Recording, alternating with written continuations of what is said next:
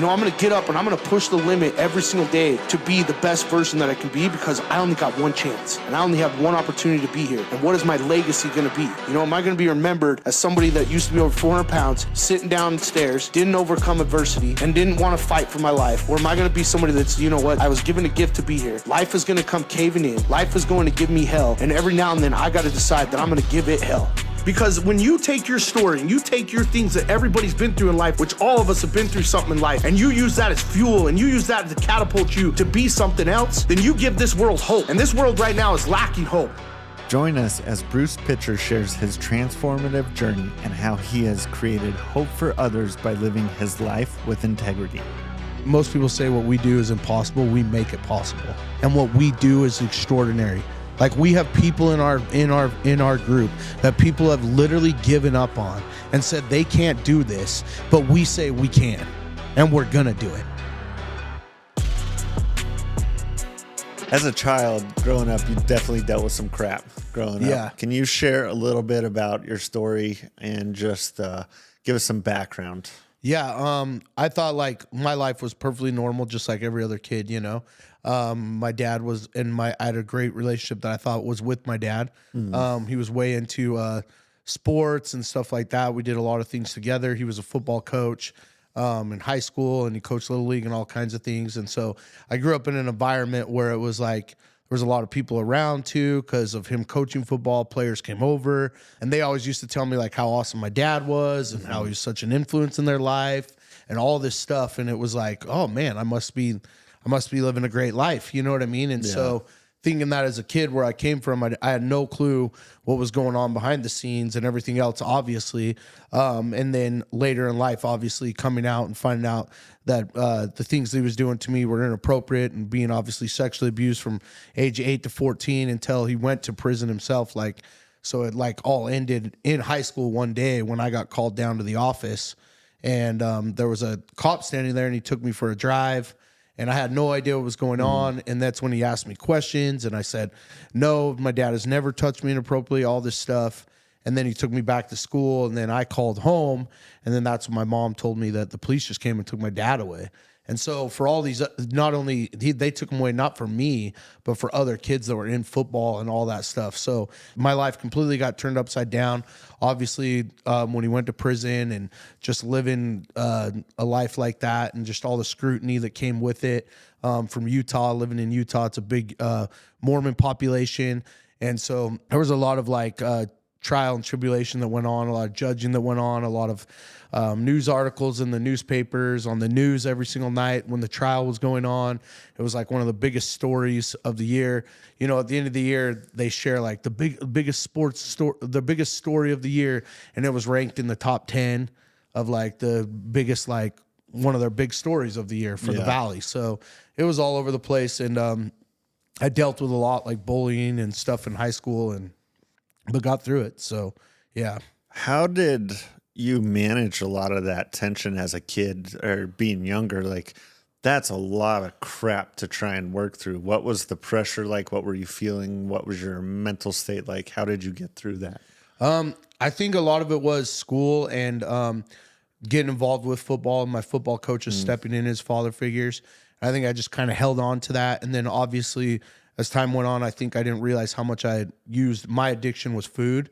So, you know, most people have drug addict, alcohol, stuff like that. Mine was probably food was my coping mechanism without even really noticing that. Yeah. And so I think I turned to that. But really it was getting through school every single day and just showing up at my friend's house, and my football coaches stepping in and being those father figures for me, I think is what really helped me through high school.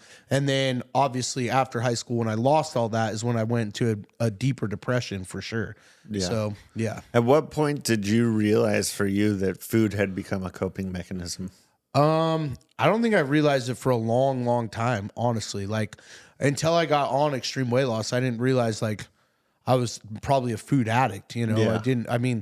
When you're just eating and you're gaining weight, you don't really think of food as like, oh, I'm using this as a crutch or something to fall on. This is my addiction. Food is so like, okay, you know, like everywhere, nobody's going to say like, oh, he just is big because he just eats, just eats too much. Everybody that I've dealt with, there's some kind of emotional tie that usually is tied to it, and you're addicted to it. And I didn't really realize how much of a vice it was, and it's also was for good things too. That's one of the other things I think people don't realize is like, you don't binge eat just because it's a depressing thing. Sometimes you'll do it because it's a fun thing, right? Like here you are, you're going with your friends, you fit in, you're welcome here because you get to eat and you get to enjoy. You do something here, you go win a game. What's the first thing everyone does? Let's go eat. You have an emotional moment of a fun thing. Let's go eat. Graduation.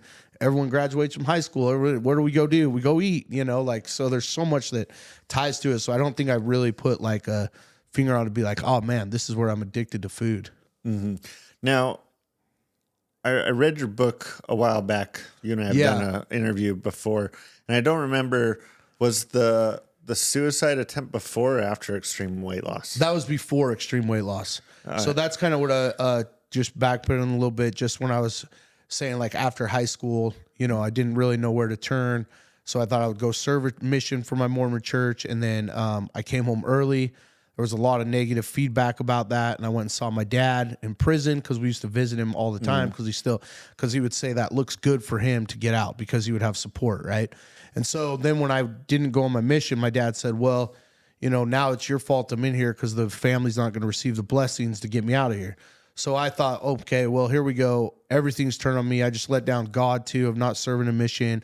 And so then that's when I decided to try to hang myself. I drank the biggest bottle of booze that I could find as fast as I could, and then try to hang myself. And thank goodness the belt broke. So, so I was here. So I was about 19 years old when that happened. At that time, was there any signs or anything that others could have seen where they could have had a conversation with you to help change the trajectory? Probably, possibly. One of the reasons that was in my head is because my cousin about a year ago had committed suicide by hanging himself. And so I think when you're, and I was really close to him. And I think when you're around something like that, that might've been, but I don't know if there was any just definite signs. I know some of my friends now looking at it, and in my book, they said there was a lot of like anger stuff going on and things like that, ups and downs. And so that was probably signs of like, there could be like a triggering thing. And it wasn't until I went to therapy and stuff and realized all that stuff that it really did help. Yeah. So, yeah. Do you think at that time there was anything that anyone could have done what would you have needed at that point in life for somebody to talk you out of it or to help change where you were headed? I think it's just knowing that. I think it would have been just like somebody just saying, hey, I'll give you a big old hug and let you know that I love you. I think that was one of the biggest things, because I think I felt so like unlovable and not loved at all at that very moment that's probably all it would have taken. So usually you just feel like hopeless. So you're just like, what's the point, So after that, when did extreme weight loss come into the picture? It came probably about almost 10 years later, where it finally got selected for that show. And I had tried out numerous times for Biggest Loser and numerous times actually for Extreme Weight Loss too. So it was my third time trying out for Extreme Weight Loss. I had tried out for Biggest Loser 7 times. And then but I happened to finally get picked. And it's crazy how it all fell into place, and I'm so blessed that I was picked that year, because it was the same year as my dad's parole hearing. So they were able to film and everything else, and they didn't know that. So it was like, me being a religious person, I'm always like, well, that was God's plan to kind of show a mission and a plan to be like, okay, this is where it can be the best situation for you. So that's the way it's set up for me, and I'm blessed to have done that. So in that 10 years that you were trying out for Biggest Loser, trying out for Extreme Weight Loss, had you tried to lose weight? Yeah. Oh, yeah. People tried to challenge me all the time of trying to, I was one of those guys, we're speaking of into January of like, okay, this is the year, and I would just start for like a couple days, and then I would fade way fast. And people bought me training passes. People offered me bets to like, dude, what can we do to help you? And it just never registered. It just never clicked for whatever reason. So, yeah. What was it in you, though, that was saying, like, I've got to lose the weight? Because you look around in the world we live in today, a lot of people walk around and they're like, I'm okay. I just want to be here where I'm at. Yeah. But there was something inside you that was saying, no, I've got to get better. I've got to figure out how to get this off me. I think it's just like, because I felt myself going back into a place of like, what's my worth here? You know, like where's it? And it's just like, I'm not going to be able to fulfill my full potential in this life of what I want to do. And I was just tired of being just tired of life. Like, this is what I do. I work at the gas station. I go to football practice, and then I just come home and sit in my basement, play Call of Duty. And I was just kind of like, and I see all my friends doing, like, getting married, having families, all this stuff. And I'm like, man, I really just, I need to change, and I need something to go. And when I got the opportunity to make it to finals for extreme weight loss, I just thought to myself, like, this is it. If I don't do something now, then where I might not be around, you know, like, for whatever reason. And so I was like, I'm going to make sure when I made it to finals that they have to drag me off to not pick me for that show. Like, I'm going to do everything in my power to make sure that I get picked. And I left it all out there, and I was just tired of being tired.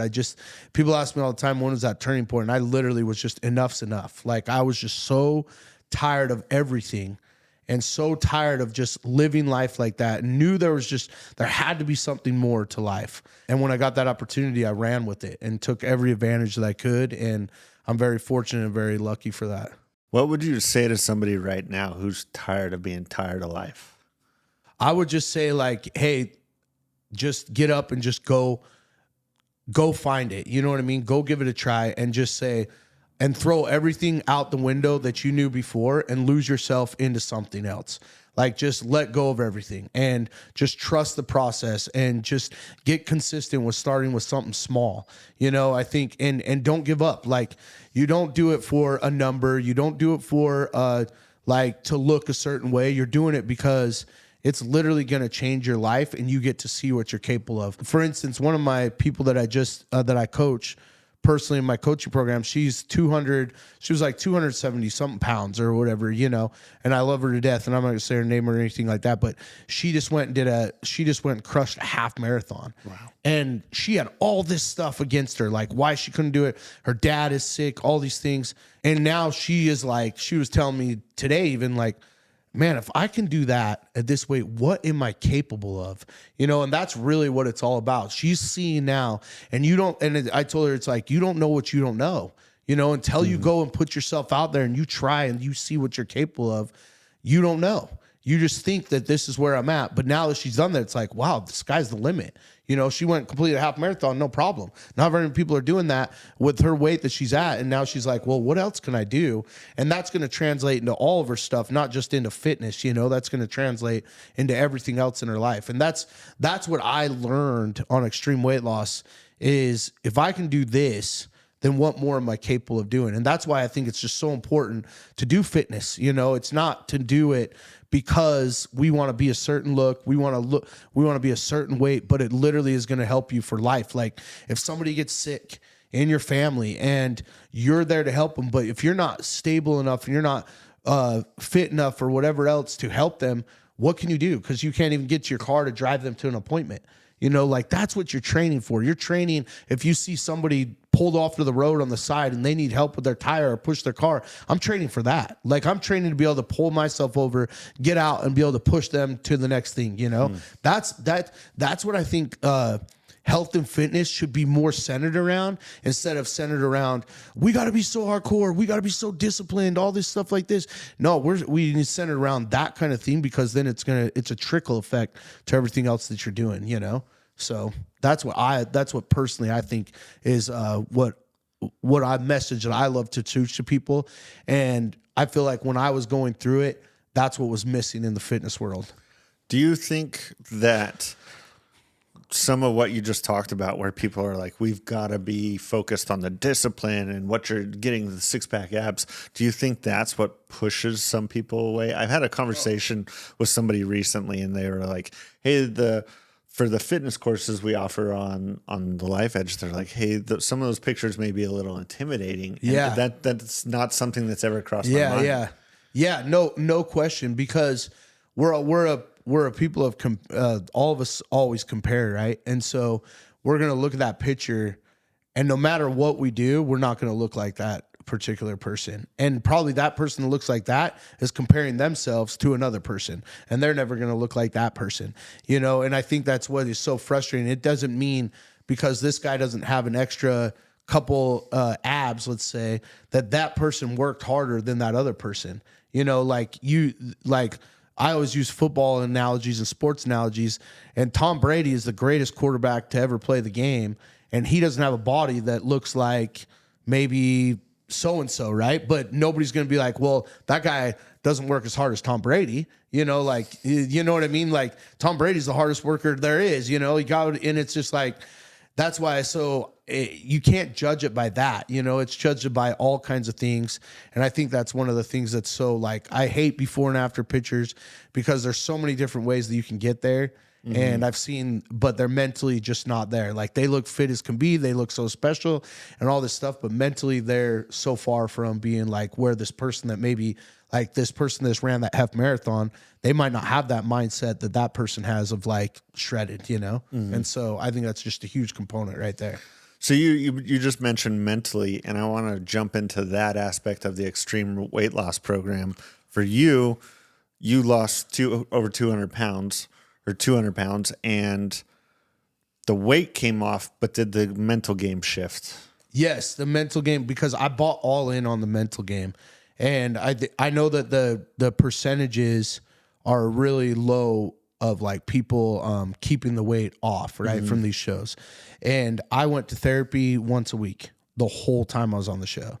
I bought into all the mindset pieces that we learned from at Anschutz Health and Wellness Center of the importance of starting new habits, changing up things, where they taught us literally little things of like, okay, you're going to go home and turn your house upside down, right? Like, you need to rearrange everything.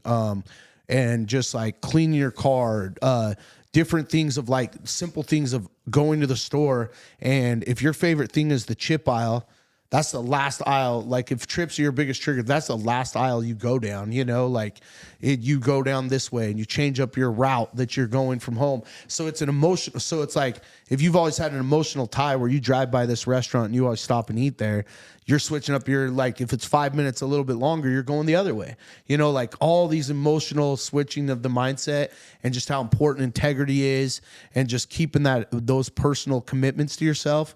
And when you buy into all that, that's what's helped me keep the weight off for as long as I have. How did you develop the personal integrity that you have?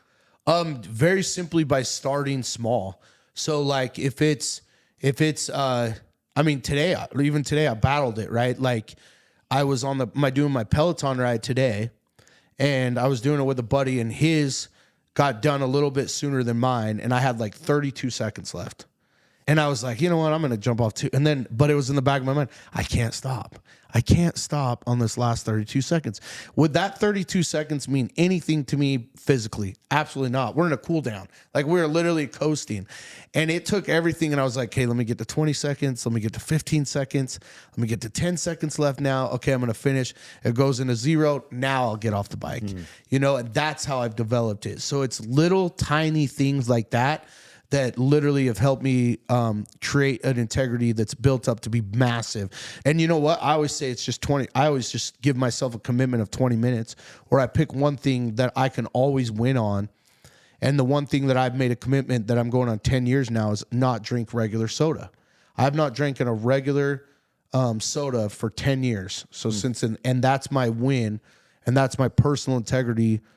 And now it's just automatic, right? So it's something starting small and not overdoing it. Like, so many people jump in and be like, all right, I'm going to do 45 minutes a day. And it's like, oh man, that's not going to last, dude. Like, they are literally setting themselves up to fail, and then they break their integrity. Then they get mad. Then they get depressed. Then they get like, I'll never be good enough. And all the things then they go to their childhood where like something stemmed from that to be like, you're never going to be good enough. And they just carry it on forever. And so it's always, the way to build it up is to start small and just keep that simple commitment. So it's been 10 years since you were on extreme weight loss? 10 years. Mm-hmm. And you just touched on integrity, but what are some other ways that you're maintaining the transformation that you've gone through? Surrounding yourself with people. Relationships, surrounding yourself with people that are going to help you get better. I think in building a community that you want to be around. So like I have a text thread of all these people I go to the cell with.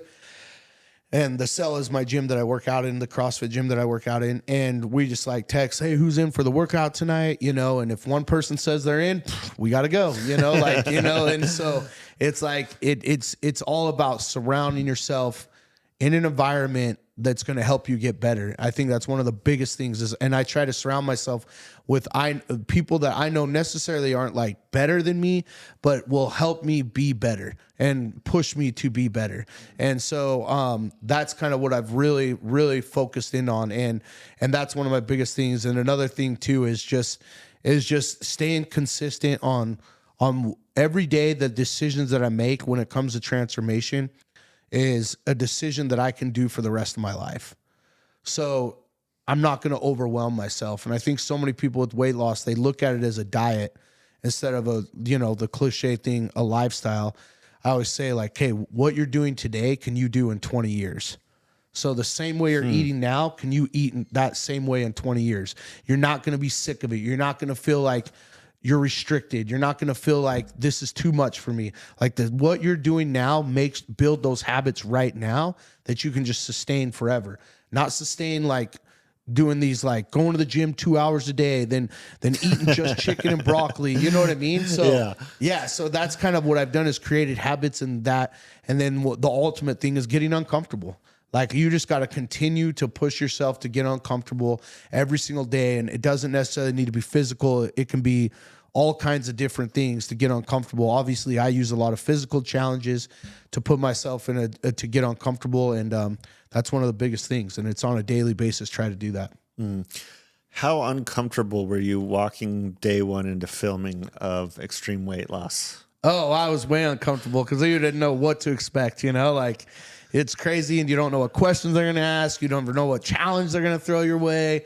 Just everything. And it's way nerve wracking. You never know what they're thinking. You never know what the cast is thinking. There's just so many uncomfortable things. Was there ever a thought of like, I'm not going to make this? Or did you know, like, I'm here and I'm here to win?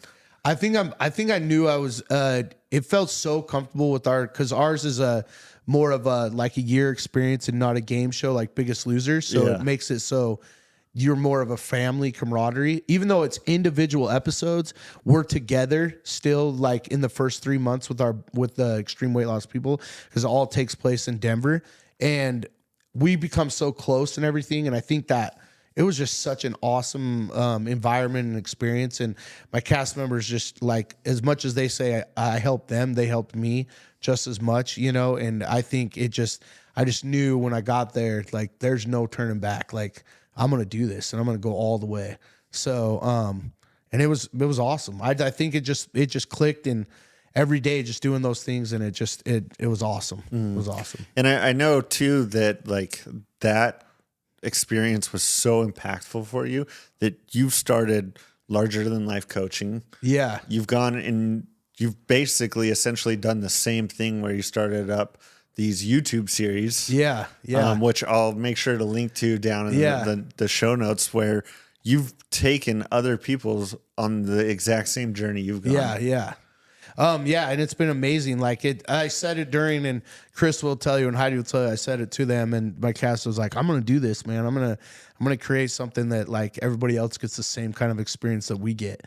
And it's not like ideal, not the exact same, because I don't have a budget that ABC has, but we've taken people and transformed their lives in 90 days. And it's been an amazing experience, and it's been amazing building those relationships. And those guys have crushed it, and it brings a whole nother element to the transformation game for sure.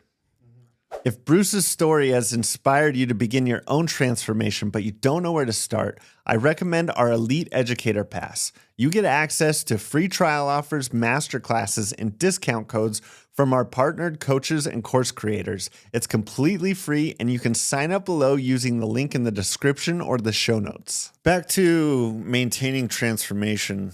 What are some of the struggles you deal with today, and are they the same ones you were dealing with 10 years ago?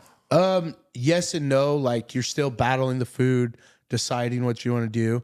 I think one of the biggest struggles now is like what is a motive now? You know, like how do you wake up every day to stay motivated to stay to get uncomfortable and not get a little more relaxed. And I think before that, it was such I was such hungry for it and really just pushing it and new milestone, new milestone, new milestone, new milestone. The milestones are over, you know, of like hitting a weight loss, hitting a number, doing a thing.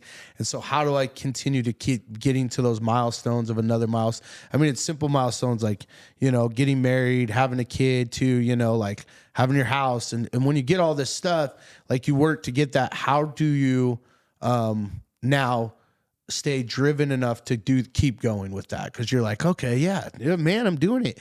And man, I don't need to, you know, I could probably be a little lackadaisical in my workout, lackadaisical, you know, here, you know, maybe cut a corner here, you know, or before it was just so locked in.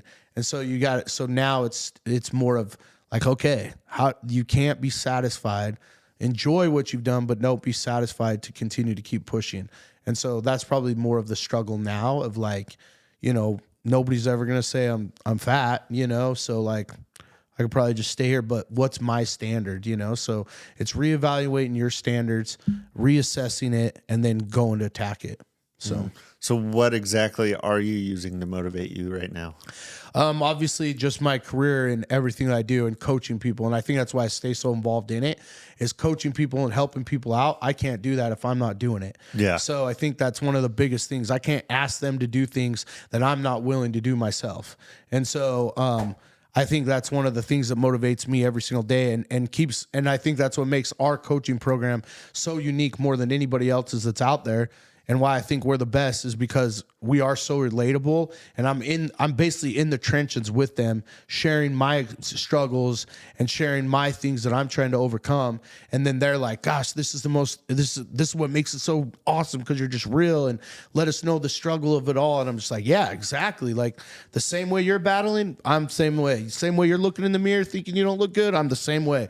But guess what we're going to do? The difference is I know what I'm going to get up and do and keep going. And that's what I taught them, is what I try to teach them is, look, the difference between me and you right now is I've been doing this a little bit for this long, and I just know I'm going to come back, and I know I'm not going to quit. I might say some bad things to myself, like so many of them do, but I said that's not necessarily a bad thing. It's the way you look at it. It's like you just know what you're capable of, and you know you're capable of more. And so that's what I try to translate to them, because you can say like, oh man, I'm such an idiot, or I'm slacking here.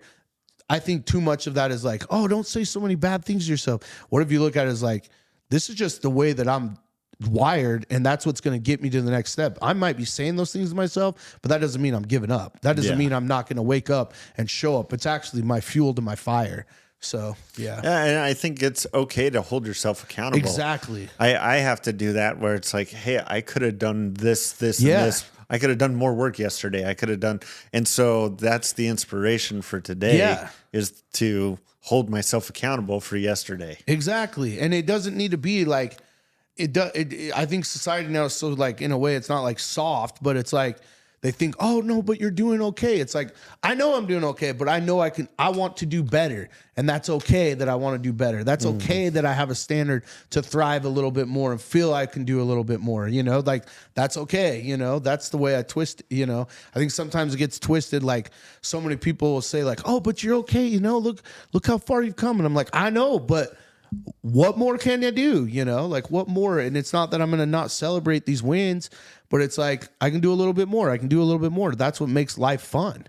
Yeah. So I'm not a fan of good enough. Yeah. That, like, there are times where you're like, hey, this is just good enough. And it's like you're editing something or whatnot. And it's like, hey, I've got to get this out. But I got this bracelet on here that reminds me, it's from our friends, and it just says be extra.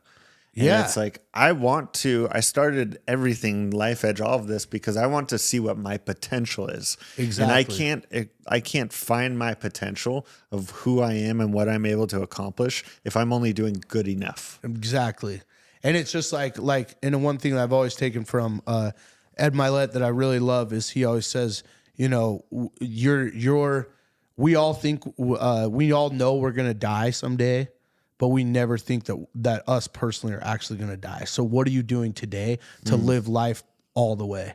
And that, like, ever since I heard him speak about that and he was so passionate about that, it's just resonated with me of like, you don't take a day for granted. Like, yes, there are harder days, and yes, there are days where maybe it's not as fulfilling in the workout, but you better take that day and learn something from it and appreciate that you were able to be in that moment and be in that time, because then if you get back up and the sun comes up and you're up, you better damn well figure out how to make that day a better day, And so I just think, and we can't look at our kids like he says, and the biggest thing that you could do, it's basically like he said, like child abuse is what he said, is you can't look at them and tell them to chase their dreams or tell others to chase their dreams if you're not doing it.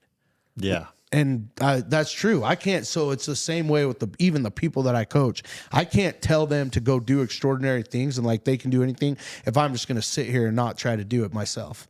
It's just like I want to keep it going as much as I can of showing them what they're capable of by just actions of trying to strive to be even better each day. Mm-hmm. So, what's the future for Bruce, and but also larger than life coaching? Just to make ourselves the greatest coaching company in the world. I want to make it so discreet that we have in there, and we just transform people's life like people have never seen before, like just more than just before and afters, but that we see people doing extraordinary things, like starting things that are unbelievable that they never thought they could fathom. And then having another season of extreme weight loss, larger in life, and then having that picked up by some streaming service or nowadays it's streaming services would be great. They used to be picked up by a network, but I think a streaming service would be awesome. And so that's the big vision. That's the big dream. And the only way that I can get there, just like we were just talking about, is for me to be the best version of myself. And that's kind of what motivates me and drives me to be like, I've got to be the best version of myself, because if that happens, then the rest is going to follow. So, yeah. I smiled when you said take over the world. I used to work for a guy, and when I got hired on, we'd have these weekly meetings, and he was always kind of like, yeah, and then we're going to take over the world. And I smiled because essentially, like, that's what he did in his industry. Yeah. And he went and did it. And so you're the only person I've heard say that since I stopped working for him. So, it made me chuckle a little bit. Yeah. That's the goal. Yeah. I love it. Changing gears a little bit back to what we were talking about before, if you could go back now and talk to Bruce at 18, 19 years old, what would you tell him? I would tell him just to not go to that extent, but enjoy the process of it all, of life. Like it's to me now, looking at it now, it wouldn't have shaped me for who I am today if I didn't go through all those things. So I don't necessarily know if I'd go back there and tell him to change anything. Maybe just not go as extreme, but just enjoy those process. Like just hang in there. That's what I basically say. Hang in there. It's going to be all right. And because of all those experiences that I've gone through, it's like, I mean, I literally, you have a zest for life. Like when you wake up in the morning, you appreciate things. I feel like because of all those hard times, you appreciate just hot water. You just appreciate being able to get in your car and hit the start button and not worry about if your car is going to start, or if you're going to run out of gas, you can just pull up and fill your gas tank up, like that. To me, those things, if all those things that happened to me as a childhood where we didn't have hot water, where our stuff was turned off, where I didn't know I was going to sleep, where my car broke down the middle and where gas, all these things, if all that didn't happen and all that stuff, I wouldn't appreciate, I think, life for what it is now, and just to compete in life and just know like, hey, this is just the way life is and it's fun, And so it's hard to go back and think. I look at it as just so much of a blessing. Mm-hmm. So, yeah. How do you define larger than life? And how are you living out that philosophy essentially in your everyday life? I define larger than life is the thing we do is we do what most people say most people say what we do is impossible. We make it possible. I mean, I'm getting goosebumps now just like thinking about it because I'm so passionate about it. And what we do is extraordinary. Like we have people in our group that people have literally given up on and said they can't do this, but we say we can, and we're gonna do it. You know, we take individuals of every shape and size, and we go to a Spartan race with 55 people and people are like, how are you gonna get through a race when you got people over 300 pounds? You got people here. How are you gonna get through a Spartan race? Well, we do that. You know, how are you going to get a people with disabilities and some are deaf, some are all kinds of things? How are you going to get them through? Well, we do it. We figure out a way and we do it. Where most people would say like that, there's no way that you can, and it's just like, yeah, we can. And so it's where I came from, and it's just literally what my mission is, and that's why we will take over the world. That's why we will be the greatest coaching company, because we have something so unique in our individuals and our people. And it's not just me, but it's our people too that are in there that literally just will inspire and not pass any judgment to help us get to that next level that we want to be at. So, yeah, that's what I define large in life as. So, I love it. Yeah. Bruce, I can't thank you enough for joining me again on the Life Edge podcast. Where can people go to connect with you? Just on my Instagram at Bruce Pitcher, or Facebook, Bruce Pitcher. And then you can join our, it's called Living Larger in Life on Facebook. It's a free Facebook community, so you can kind of get in on that kind of stuff to kind of see what we're all about. And then just that's some of the best ways. And I will make sure to put all those links down below in the show notes. If you like this podcast, be sure to like, subscribe, share it with your friends, and please go check out what Bruce is offering at Larger Than Life. Yeah. He's doing amazing things. He's an amazing person.